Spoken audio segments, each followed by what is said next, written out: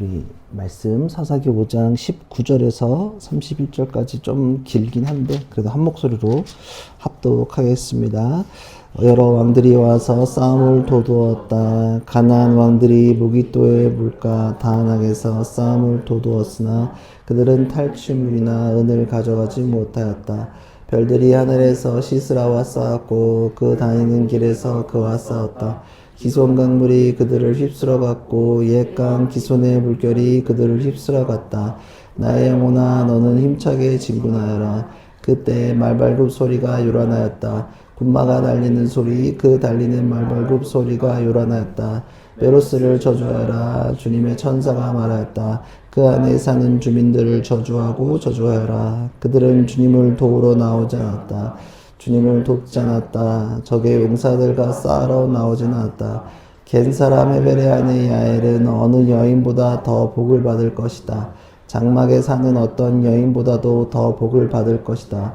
시스라가 물을 달라고 할 때 야엘은 우유 곧 엉긴 우유를 귀한 그릇에 담아 주었다. 왼손에는 장막 말뚝을 주고 오른손에는 대장장의 망치를 주고 시스라를 쳐서 머리를 깨부수고 관자놀이를 꿰돌아버렸다. 시스라는 그의 발 앞에 고꾸라져서 쓰러진 채 누웠다. 그의 발 앞에 고꾸라지며 쓰러졌다. 고꾸라진 바로 그 자리에서 쓰러져서 죽고 말았다. 시스라의 어머니가 창문으로 내다보며 창살 틈으로 내다보며 울부짖었다. 그의 병화가 왜 이렇게 더디 오는가? 그의 병화가 왜 이처럼 늦게 오는가? 그의 시녀들 가운데서 가장 지혜로운 시녀들이 대답하였겠고 시스라의 어머니도 그 말을 따라 이렇게 혼잣말로 말할 것이다. 그들이 어찌 약탕물을 얻지 못하였느냐? 그것을 나누지 못하였으랴. 용사마다 한두 처녀를 차지하였을 것이다. 시스라가 약탈한 것은 채색한 옷감 곧 수노와 채색한 옷감이거나 약탈한 사람 목에 걸친 수놓은 두 벌의 옷감일 것이다. 주님의 원수들은 이처럼 모두 망하고 주님을 사랑하는 사람들을 힘차게 떠오르는 해처럼 되게 하여 주십시오. 그 뒤로 그 땅에는 40년 동안 전쟁이 없이 평온하였다. 아멘. 하나님 말씀입니다. 오늘 드보라의 노래 두 번째 시간 가지려고 하고요. 이제 앞서 4장에 보면 사사 드보라 여자 사사가 시스라 장군을 이긴 이야기가 펼쳐졌습니다. 그래서 하나님이 주저주저하던 사사 드보라의 이제 밑에 있던 발락 장군이 영광받지 못했다고 했고, 그 다음에 여기서 그 시스라를 죽인 건 야엘이라는 여자, 그 자기 장막 텐트에 쉬러온 시스라를 가지고 있던 텐트 주위에 있던 말뚝으로 머리를 뚫어서 죽였던 일, 그리고 이제 그걸 통해서 그 전투 과정을 어떻게 이겼고 또 승리에 대한 고백을 5장부터 5장은 노래라고 했는데 저번 주 절반 정도 했었죠. 그래서 어떻게 이 전투에 참여한 그 지파들을 칭찬하고 또 못한 지파들을 이야기하고 또 앞에 하나님에 대한 역사 어떻게 이렇게 흘러준에 대한 얘기를 했다고 했었습니다. 여기까지 기억나시죠? 오늘 뭐 나머지 부분 얘기하겠습니다. 그러니까 5장은 드보라와 발락의 듀엣곡, 그러니까 찬가, 승리에 대한 찬가라고 했고요. 그다음에 3, 4연 얘기하려고 하는데 전투를 하든지 뭐 혹은 뭘 이렇게 모든 걸 다 전투라고 하잖아요. 요즘에 공부든지 운동이든지 사업이든지 이렇게 승리의 공식들이 있습니다. 요즘 SNS나 보면 뭐 누가 알려주지 않는 이유, 뭐가 30초, 1분짜리로 뭐 무슨 이유 막 설명을 하는데 사실은 저게 맞나 싶을 정도로 그냥 자기 의에 가르쳐서 말하는 것들이 많이 있는 것 같다는 생각을 많이 하고 좀 뭐 영양가 없는 것들이 많이 있는 것 같습니다. 하여튼 사람들을 보기에 게임이든 공부든 모든 승리의 공식이 있고 이길 수 있는 방법들과 길이 있다라고 생각을 합니다. 근데 하나님은 통상적인 우리가 생각하고 있는 승리의 공식이 아니라 하나님의 뜻과 방법, 인간의 사유를 넘어서 역사하신 하나님을 우리는 계속 말씀을 통해서 보고 있습니다. 그러니까 사람은 누구나 승리할 수 있는 이유, 뭐 어떤 여러 가지 방법들이 있지만 하나님은 늘 그 방법 넘어 역사하시는 것들이 우리 삶 가운데 있다는 거죠. 그래서 오늘 5장의 전반부가 끝나고 이제 후반부 시작하는데 3년이죠. 이제 노래로 치면 3절이고 시로 치면 3년이라고 볼 수 있을 텐데 여기에 이제 시스라랑 드보라가 어떻게 싸웠고 어떻게 이겼는지 종합적인 개요와 승리 그 이유가 기록되어져 있고요. 그리고 이제 승리한 이스라엘의 시각으로 이제 패배한 시스라 장군을 약간 조롱하는 듯한 그런 조롱이 조금 가득한 이야기가 펼쳐집니다. 오늘 19절을 보면 여러 왕들이 와서 싸움을 도두었다. 가나안 왕들이 무깃도의 물가 다안악에서 싸움을 도두었으나 그들은 탈취물이나 은을 가져가지 못하였다. 가나안 왕들이 지금 이스라엘을 붙는 게 가나안 왕들인데 무깃도 물가, 그러니까 여기 이제 물가에 모인 거예요. 무깃도 물가 다안악에 모여서 싸움을 진행했는데 그러니까 무깃도라는 동네는 전쟁이 자주 일어났던 동네였다고 합니다. 군사적으로 욕충지 역할을 했던, 그러니까 군사적인 데서 늘 싸움이 일어나잖아요. 우리나라 저기 38선 마냥 계속 진장이 있는 곳이었다는 거죠. 전쟁에 이겼다는 증거는 여러 가지가 있는데 전리품을 가져서 오는 게 전쟁에 이겼다는 증거입니다. 그리고 전쟁을 하는 이유 크게는 땅을 확보해서 식량을 안정적으로 확보하려는 것도 있고요. 현대에는 지하자원, 경제적 이익, 모든 게 다 경제적 이익입니다. 경제적 이익을 얻기 위해서 전쟁을 일으킵니다. 여하튼 전쟁을 이기고 나면 가져오는 것들이 있다는 거예요. 보물도 가져오기도 하고, 예컨대 우리가 뭐 중국에서 전쟁 이겼으면 그곳에서만 나는 무언가를 가져오겠죠. 혹은 외부에서 우리나라 이겼을 때 조선을 뭐 침략했을 때 여기에서만 나는 것들만 가져가려고 한단 말이에요. 매우 중요한데 여하튼 전쟁은 무력으로 그냥 단순히 싸우는 게 문제가 아니라 그 안에 경제적인 것들을 얼만큼 가져오는지가 굉장히 중요한데 오늘 19절은 조롱이에요. 전쟁 이기면 니네가 늘상 전리품을 획득했다고 자랑했었는데 니네 이번에 이기지 못해서 니네가 자랑하면서 전리품을 가져갔던 거 기억하지? 근데 그거 못 가져갔잖아. 니네 못 가져갔어. 전리품 못 가져갔어 라고 말하는 건 뭐냐면 돌려 까는 거죠. 전리품 못 가져가지 자랑하던 거 못 가져갔어 라고 얘기하는 거예요. 이해되시죠? 그러니까 되게 비아냥을 하는 거예요. 이스라엘 입장에서는 시스라 장군에 대한 모욕이라고 하면 안 되죠. 그러니까 되게 승리에 대한 기쁨을 누리는 거죠. 그래서 20절, 21절에 보면 별들이 하늘에서 시스라와 싸웠고 그 다니는 길에서 그와 싸웠다. 기손 강물이 그들을 휩쓸어 갔고 옛강 기손의 물결이 그들을 휩쓸어 갔다. 나의 영혼아 너는 힘차게 진군하여라. 자, 가나안의 사람들이 전리품 못 가져갔고 이스라엘이 지금 가나안을 이겼잖아요. 근데 그 어떻게 싸웠고 어떻게 이겼는지에 대한 게 20절, 21절입니다. 별들이 하늘에서 시스라와 싸웠고 그 다니는 길에서 그와 싸웠다. 그러니까 시적 용어로서 별은 하늘을 상징하잖아요. 그렇죠? 그러니까 옛날에는 별이 뭐냐 하면 하나님을 대변하는 역할을 했다는 거예요. 그러니까 별이 하늘을 상징하는 거예요. 하나님의 계획이 있었다고 별들을 통해서 비추어 얘기하는 거예요. 그리고 히브리어로 이렇게 보면 한글로 보면 잘 티가 안 나는데 히브리어 어구에 샤마임이라는 게 있는데 지금 얘기하면서 별 이렇게 샤마임인데 이거 저 자세히 보면 이렇게 쪼개서 보면 마임이라는 게 있어요. 마임. 이게 무슨 히브리어로 마임인데 이게 뭐냐면 물이 있는 곳이에요. 그러니까 하늘은 물이 있는 물의 근원으로 생각했어요. 왜 그랬을까? 하늘을 왜 물의 근원으로 생각했을까요? 우리가 그렇죠. 이번 주 계속 느끼죠. 비 지금 하늘에서 내리는데 우리가 뭐 어쩔 줄 모르잖아요. 막 쏟아져 내리면 물은 하늘에서 물이 근원이니까 하늘에 계신 하나님이 물을 쏟아냈다라는 것을 하늘을 통해서 얘기하는 거고요. 길로 표현하는 건 뭐냐까? 길은 뭘까? 별의 길이래요. 이게 뭘까요? 과학적으로 보면 별의 길. 이렇게 카메라 보면 셔서 늦게 해놓고 딱 보면 별들이 이렇게 왔다 갔다 하는 길이 있죠. 이렇게 스피드 들고 길이별이 밖에 궤도가 있잖아요. 그 얘기를 하는 거예요. 별의 궤도. 그러니까 하나님의 그 길 따라 계속 이 전쟁 가운데 동행하셨다. 하나님이 이 전쟁에 개입하셨다.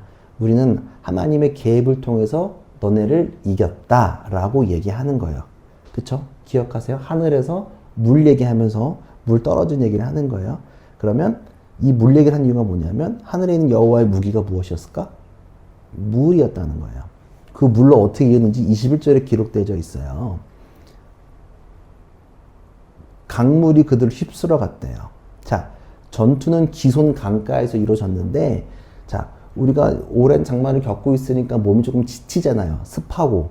어제 제스키를 밤에 틀어보니까 80도, 85도 뜨더라고요. 습도가. 뭐 진짜 막 아시잖아요. 아침에 여기 오니까 막 장난 아니었는데 우리가 사계절을 겪는 누리로서는 시기와 때에 맞는 절기와 계절 상황이 있어요. 겨울에는 추위를 걱정하고 눈에 대해 걱정하고 봄에는 건조한 날씨 불날까봐 걱정하고 여름에 이렇게 호우와 난리가 났잖아요. 습한 날씨로 걱정하고 가을에는 태풍이 농작물을 망칠까 걱정한단 말이에요. 우리가 사계절을 살아가면서 몇 월이 되면 6월이 되면 8월이 되면 9월이 되면 12월이 되면 어떨 거라는 것, 그리고 통상적으로 그 계절에 일어나는 일들이 있다는 거예요. 그쵸? 여름만 보이는 국가들도 여름과 겨울이 존재하는 거 아세요? 동남아 여행을 여름에 겨울에 가시면 날씨는 여름처럼 덥지만 해가 짧아요. 6시면 해 져요. 그러니까 밤에 놀아도 여름인데 6시면 해 져 있어. 왜냐면 그 겨울이니까. 지금 여기 북반구도 겨울이니까 거기는 덥지만 해가 빨리 져요. 지금은 반대로 해가 길겠죠. 그리고 지금 동남아 가면 우기라 그래서 사실은 지금 제가 몇 주 전에 있다 왔잖아요. 지금 우리나라랑 차이가 없었어요. 똑같았어요. 비가 확 오다가 그쳐. 한 30분 쫙 와. 또 그쳐. 우리나라랑 비슷한데 그런 게 있다는 거예요. 각 지역마다 그 때가 되면 이런 일이 일어나는구나 하는 게 있는데 요 지금 본문의 날씨는 어땠냐면 와디라는 식이었어요. 와디가 뭐냐 하면 강물이 일상적으로 늘 말라 있는 건조기였어요. 건조기. 그러면 와디 시간이기 때문에 강물이 말라 있었을까 안 말라 있어? 통상적으로 그냥 무조건 말라 있는 시기라는 거예요. 그래서 강가 깊숙이 철병거를 가지고, 철병거는 우리로 하면 탱크 같은 거, 고급 장비를 갖고 끌고 들어간 거예요. 근데 갖고 들어갔는데 보통 마르지 않으면 장비를 안 가져가요. 자, 우리 가끔씩 인터넷 보면 뭐 진상해서 렌트카 전기차 빌려가서 그 서해에 이렇게 데이트하러 갔다가 여기 마른 땅인 줄 알고 들어갔다 물 들어오는 거 모르고 전기차 갇히는 거 막 본 적 있어요? 밀물썰물 때문에 잘 모르고 갔다가 물에 갇히는 경우가 있어요. 그리고 뻘에 차를 잘못 들어가면 차가 못 나와요. 바퀴로는.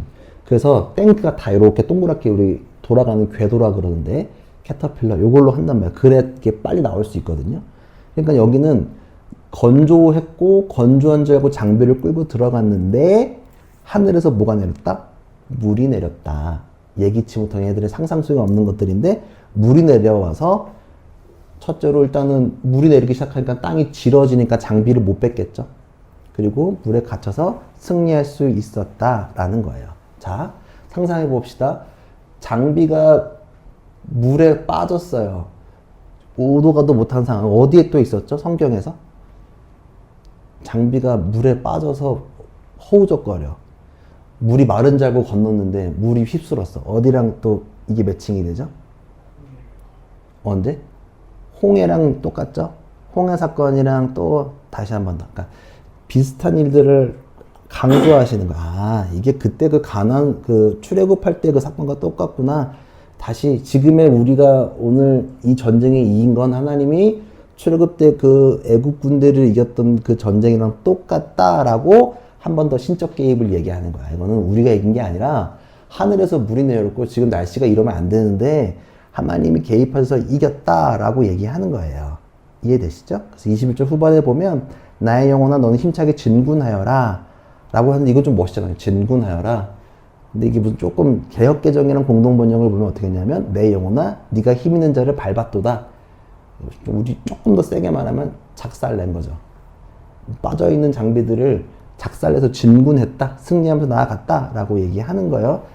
나는 힘을 다해서 짓밟았다라고 표현하기도 합니다. 여하튼 드보라가 시스라의 군대를 어떻게 해서 이겼는지 전투의 결의가 막 느껴져요. 그들을 이겨냈다. 그리고 22절에 보면 그때의 말발굽 소리가 요란하였다. 군마가 달리는 소리, 달리는 말발굽 소리가 요란하였다.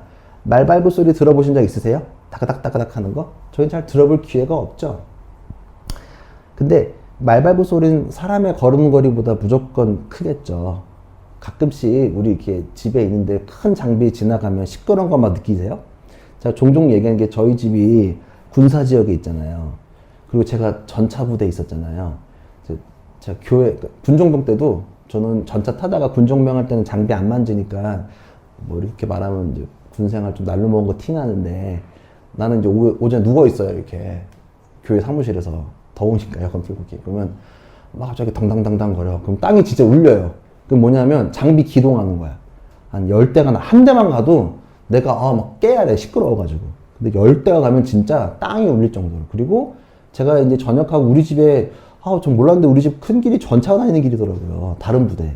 그러니까 걔네가 저기서 가면 그 엔진 소리랑 그 소리가 내가 누워있는데도 막 느껴져. 달달달달 거리는 게. 몇 킬로가 돼도. 자, 그럼 말발굽이 막 요란하게 난다는 건 뭘까? 지금 일정하게 지금 행군한다는 얘기예요? 뭐예요? 지금 헐레벌떡 흩어졌다는 얘기야. 막 요란하게 시끄럽게 도망갔다. 말의 마차처럼 가고 있다가 마차가 빠지니까 말이 그냥 막 튕겨서 막 도망쳤다. 병거 다 물에 빠지고 말은 이제 완전히 굴욕적으로 도망갔다라고 이야기하는 거예요. 이해되시죠? 그래서 시편 20편 이런 것도 있는데 시편 20편 7절 8절에 보면 이렇게 돼 있어요. 어떤 이는 전차를 자랑하고 어떤 이는 기마를 자랑하지만 우리는 주 우리 하나님의 이름을 자랑합니다. 대적들은 엎어지고 넘어지지만 우리는 일어서 꿋꿋이 섭니다. 요 말하는 거예요. 이게 출애굽을 얘기할 수도 있고 지금을 얘기할 수도 있고 이거는 그냥 상황에 맞춰서 이해하면 되겠죠. 어떤 사람은 전차를 자랑하는데 하나님의 힘으로 하나님의 물로 그냥 쓸어버린 다음에 이스라엘이 이길 수 없는 전에 드보라가 앞쪽에 고백하는 건 뭐냐면 나는 병사들 4만 명이 모였는데 준비가 됐었다 준비가 안 됐었다 준비가 안 됐었다 준비가 안 된 사람을 갖고 이길 수 있는 건 뭐냐면 내 능력이 아니라 하나님의 능력으로 이길 수 있었다라고 이야기하는 거예요. 그리고 23절에 보면 메로스를 저주하여라 주님의 천사가 말하였다 그 안에 사는 주민들을 저주하라 그들은 주님을 도우 나오지 않았다 주님 돕지 않았다 적용사가 싸우지 않았다. 그러니까 메로스가 돕지 않았다 우리를 전투에 돕지 않았다. 그게 뭐냐면 전투 돕지 않는 건 하나님의 전투를 참여하지 않은 거야. 하나님 돕지 않은 거랑 똑같아. 니네 거룩한 전쟁에 참여하지 않았어 라고 일부러 기록해 놓는 거예요. 니네 안 도와줬었지 누구도 기억할 거야 라고 얘기하는 거예요. 그리고 24, 25절에 보면 겐사람 헤벨의 아내 야엘은 어느 여인보다 복을 받을 것이다. 장막에서 여인보다도 더 복을 받을 것이다. 시스라가 물을 달라고 할 때 야엘은 우유 곧 엉긴 우유를 귀한 그릇에 남겼다. 엉긴 우유 치즈일 수도 있고 조금 우유 비싸고 우유 먹으면 좀 졸립잖아요. 그 얘기 하는 거 야엘의 행동을 칭찬하는 거예요. 야엘이 다시 한 번 더 하고 26, 27절에 보면 또 그 어떻게 죽였는지 또 설명해요. 이게 재밌는데 26, 27절 여러분들 성경으로 볼 수 있나 모르겠어요. 핸드폰으로 볼 수 있나요? 26, 20절을 좀 보면 좋겠어요. 사사기 5장 26, 27 눈으로 찾고 제가 언능 읽을게요. 눈으로 빠르게 보세요. 왼손에는 장막 말뚝을 쥐고 오른손에는 대장장에 망치를 쥐고 시스라를 쳐서 머리를 깨부수고 관자놀이를 꿰뚫어 버렸다. 시스라는 그의 발 앞에 고꾸라져 쓰러진 채 누웠다. 그의 발 앞에 고꾸라져 쓰러졌다. 고꾸라진 바로 그 자리에서 쓰러져 죽었다. 자, 야엘이 말뚝으로 시스라의 머리를 쳐서 이겼단 말이에요. 근데 재밌는 건 27절이에요. 뭐가 특이하죠? 27절에? 27절에? 이게 그냥 아니라는 게 티가 나죠? 고꾸라져서 이거 3번 반복하죠? 마치 장면을 반복하고 있는 예능 같기도 하고요. 그쵸? 생각해보고 근데 이게 노래이기 때문에 반복하는 거일 수도 있고 그리고 마치 예능 편집처럼 이 장면을 다시 한번 상기하는 거예요. 그러니까 리듬을 주는 것도 있고 이게 이렇게 보니까 이래서 이게 노래구나 이게 시구나 라고 이야기할 수 있는 거예요. 계속 고꾸라져서 그 장면을 상기하는 거예요. 그리고 28절 31절 시스라의 어머니가 등장해요.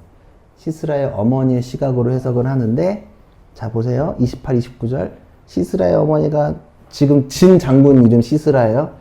진 장군의 어머니 시각으로 돌아왔어요. 한번 상상이겠죠? 시스라의 어머니가 창문을 내다보며 창살 틈으로 내다보며 울부짖었다. 그의 병거가 왜 이리 더디 오는가? 그의 병거가 왜 이처럼 늦게 오는가?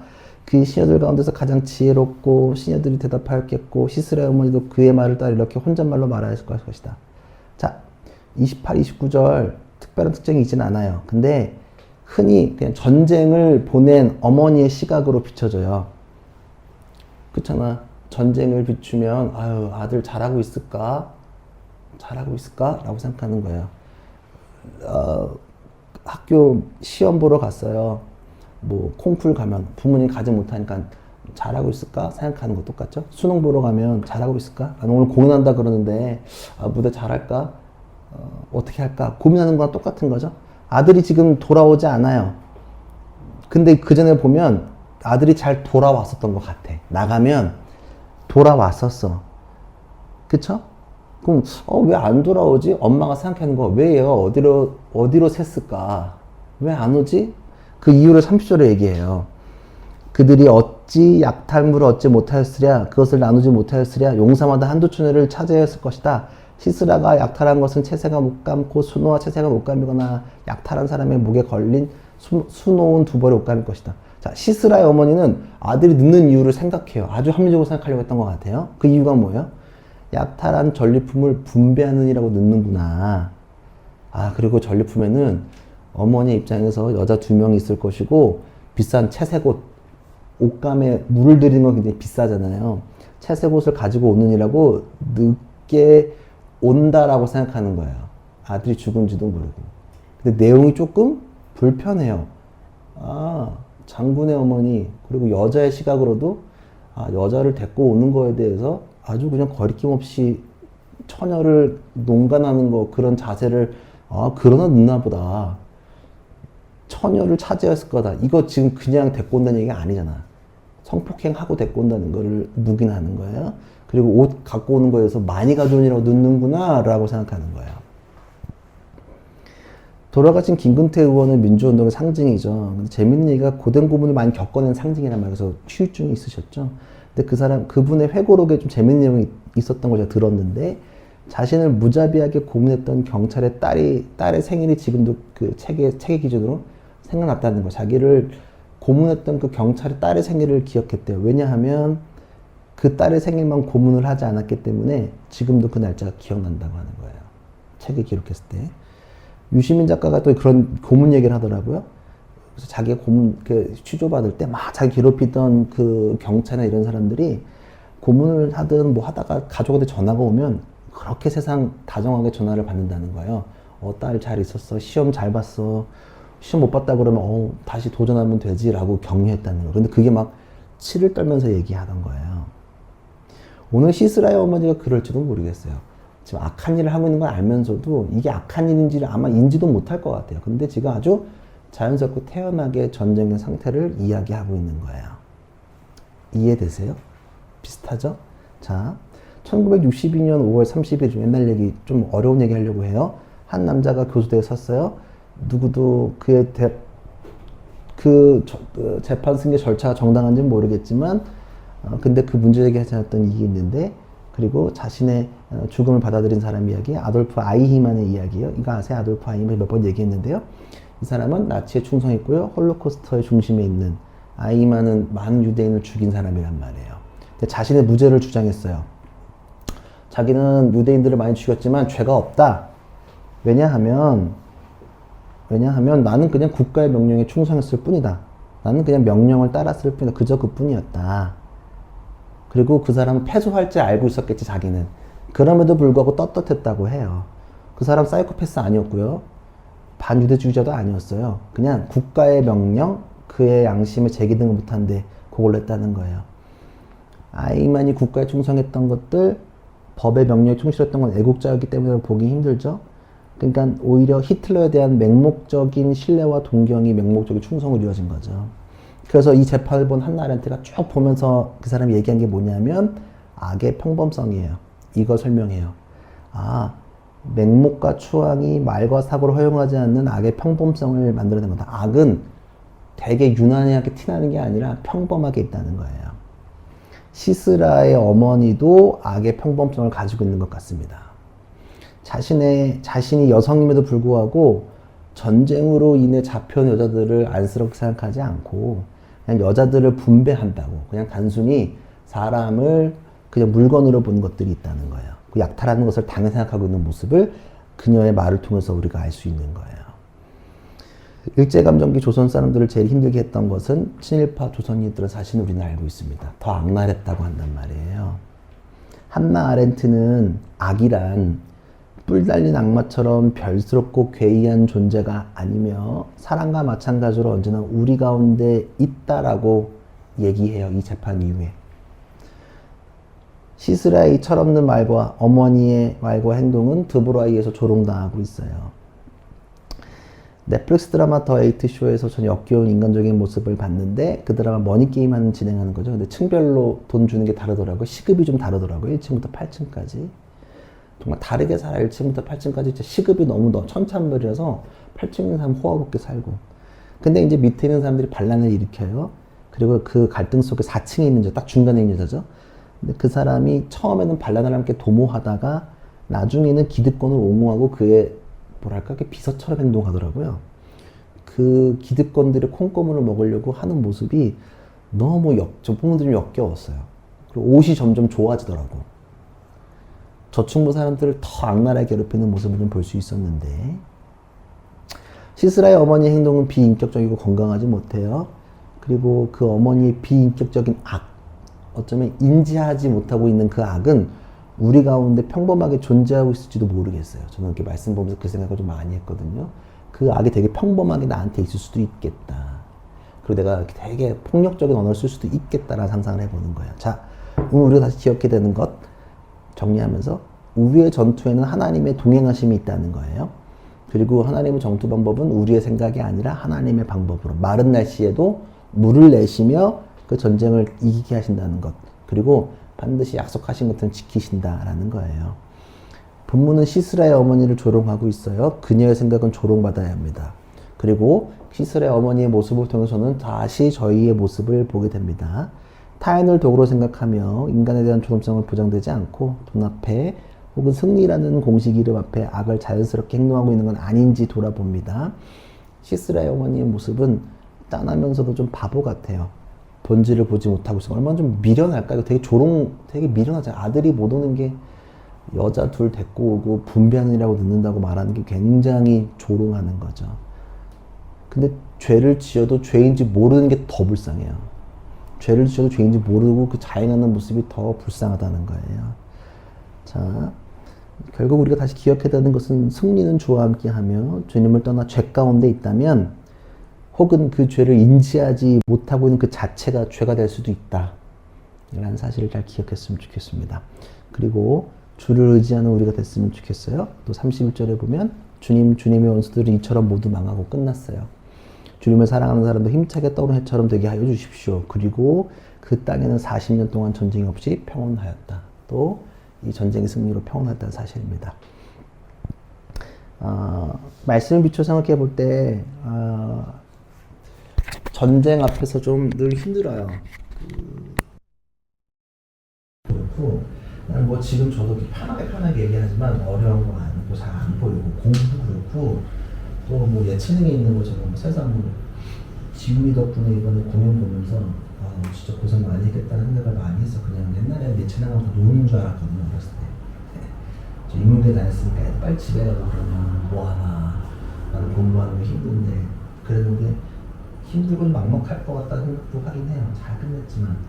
또 연예인하는 친구들도 우리나라 사회가 초경쟁 시대니까 모든 것 가운데 어떻게 해야 될까, 또 포기가 많아지는 시대라서 걱정되기도 하는데, 그럼에도 불구하고 우리가 더 힘있게 나아가야 될 이유는 뭐냐 하면, 우리가 오늘 마른 상황에서 물을 내시는 하나님을 기억하면서 하나님의 방법으로 그 생각 역사하신다는 것을 여러분들이 기억했으면 좋겠습니다. 단순히 어떤 시험의 결과나 그런 걸로 내 인생이 그어지는 것들이 아니라 하나님으로 인하여 역사하는 사실을 잘 기억했으면 좋겠고요.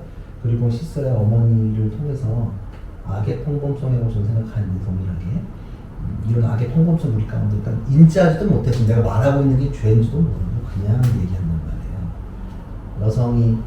여성을 유린하는 걸 너무 자연스럽게 여기는 것들이 많이 있다. 사람이 사람을 유린하는 것에 동물이 인간은 유린하지 않더라고요. 사람이 사람을 유린하지. 그런 것들 가운데 우리가 어떻게 반응할 수 있는지를 한번 좀 고민해 봤으면 좋겠고요. 우리가 대단하게 죄를 짓지는 않아요. 악을 행하거나 우리가 대단하게 뭘 하진 않는데, 혹여나 이런 생각을 우리가 할 수도 있다. 인지하지 못한 가운데 그런 것들이 있다면 조금 더 내려놓고 하나님을 더 의지하고 주님을 진정으로 고백했으면 좋겠습니다.